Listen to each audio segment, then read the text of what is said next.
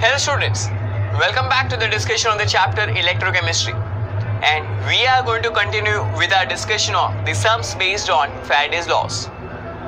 So the question here is, calculate the mass of magnesium and volume of chlorine gas at STP produced during the electrolysis of molten magnesium chloride by the passage of 2 amperes of current for 1 hour. Molar masses of magnesium and chlorine are respectively 24 grams per mole and 71 grams per mole. So let us quickly write the data which has been given to us. Current is precisely 2 amperes, time is nothing but 1 hour, which is 3600 seconds, right? Molar mass of magnesium is 24 grams per mole and that of chlorine is 71 grams per mole.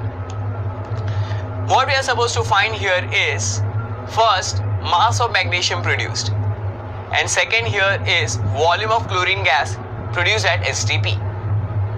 And the formula which we'll be using here, first of all we'll be finding the quantity of electricity, that is Q, for which we have Q which is equal to I into T.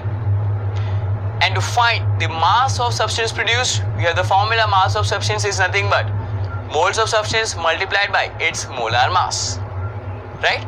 So now let us get into the solution part of this numerical. So we will simply write the cell reactions taking place during the electrolysis of molten MgCl2 solution.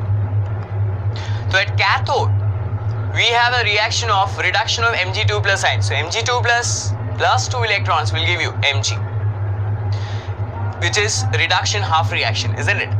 And if I want to write the reaction which is taking place at anode, it is precisely 2Cl minus giving you Cl2 plus 2 electrons, right? Which is oxidation half reaction. So at cathode basically we get magnesium metal, at anode we get liberation of chlorine gas, right? Now we simply find the quantity of electricity which is nothing but Q, which is equal to I into T. Substituting the values of I and T here, 2 multiplied by 3600, which gives us the answer as 7200 coulombs, right?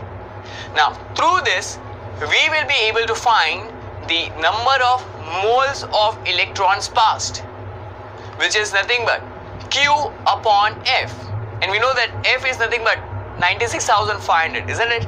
So substituting the values here, Q as 7200 upon F as 96,500, which gives us the answer as 0.07461 moles. So these are the moles of electrons which are passed through molten MgCl2. Alright, now we need to find the mass of magnesium produced and volume of chlorine gas produced, right? So let us get into the discussion of how do we find mass of magnesium. For that we have a reaction Mg2 plus 2 electrons giving you Mg, right? So you can see here that 2 moles of electrons will deposit 1 mole of magnesium. So 0.07461 moles of electrons will deposit how much of magnesium, how many moles of magnesium? Precisely cross multiplication, isn't it? So here the answer comes out to be 0.07461 upon 2, which is 0.0373 moles of magnesium. Students, we have found here the moles of magnesium. Through that we will be able to find the mass of magnesium produced, right?